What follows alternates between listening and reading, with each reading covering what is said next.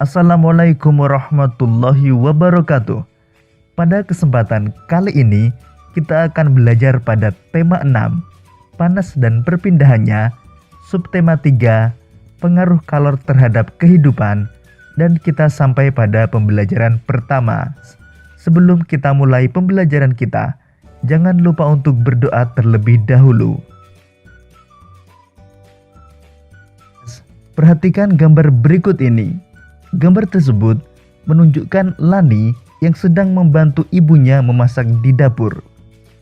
Lani memilih benda yang terbuat dari bahan kayu untuk mengaduk kuah panas karena ia tidak ingin tangannya kepanasan.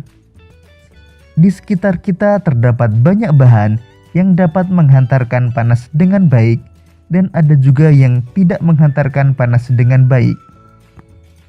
Apa saja bahan tersebut?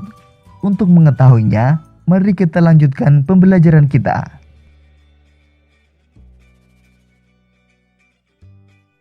Bahan konduktor dan isolator. Konduktor adalah bahan yang dapat menghantarkan panas dengan baik. Sedangkan isolator adalah bahan yang sulit bahkan tidak dapat menghantarkan panas.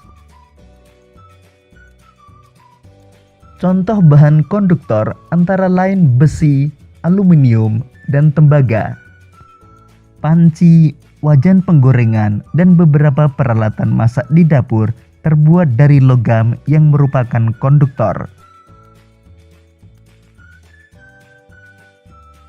Contoh bahan isolator antara lain kayu, karet, kain, dan plastik. Berikut ini beberapa peralatan yang menggunakan bahan yang terbuat dari isolator.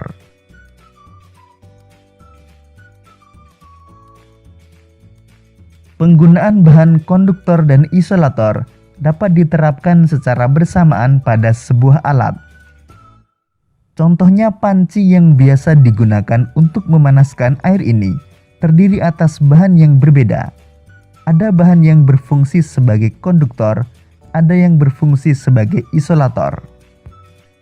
Penggunaan isolator berguna untuk mencegah panas dari sumber panas dialirkan ke pengguna panci. Jadi, penggunaan bahan isolator terutama untuk melindungi pemakai alat agar tidak kepanasan dan dapat menggunakan alat tersebut sebagaimana mestinya.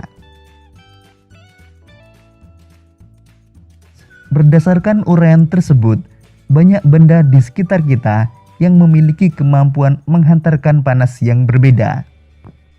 Untuk lebih memahaminya, cobalah untuk melakukan kegiatan berikut ini. Berikut ini alat dan bahan yang diperlukan.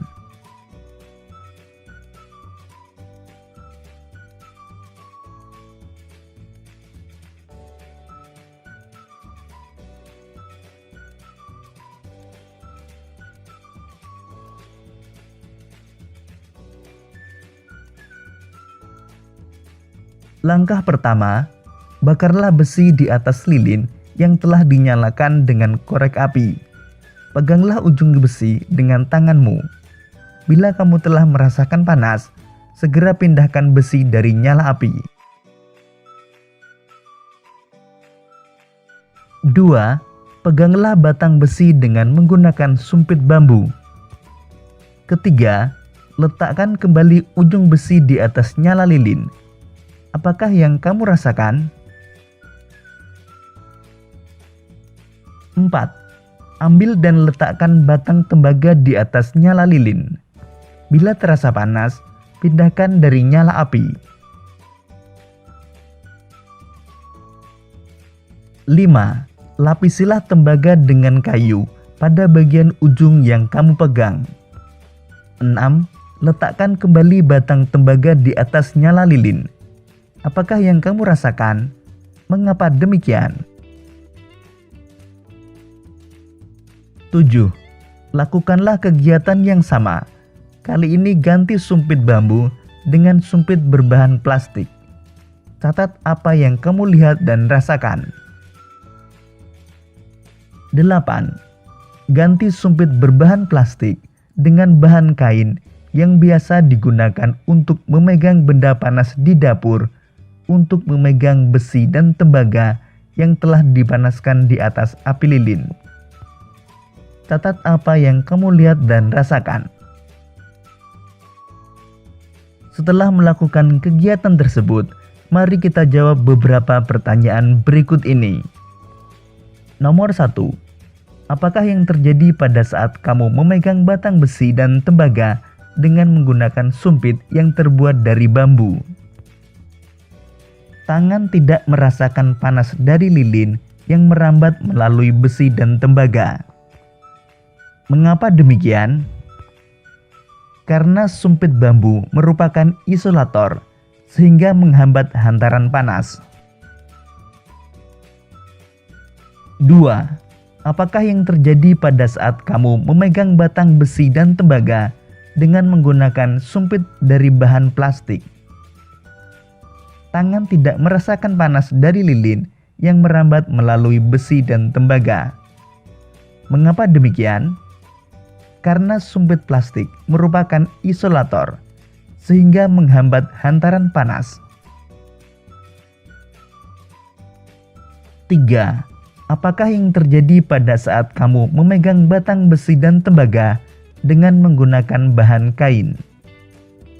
Tangan tidak merasakan panas dari lilin yang merambat melalui besi dan tembaga.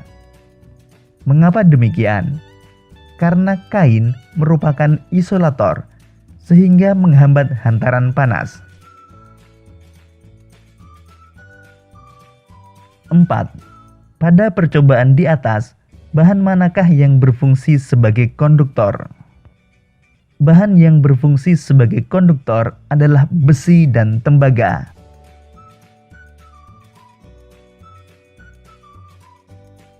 5.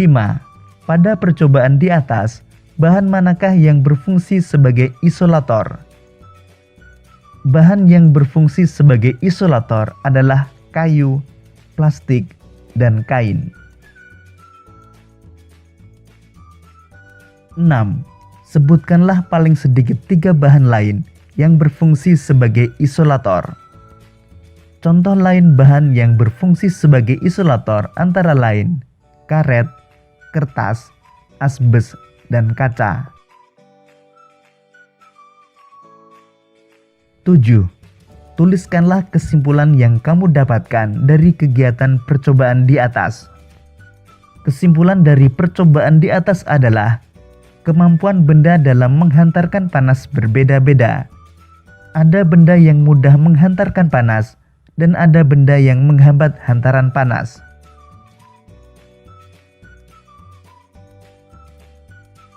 Demikian tadi pembelajaran kita pada tema 6, subtema 3, dan pembelajaran pertama.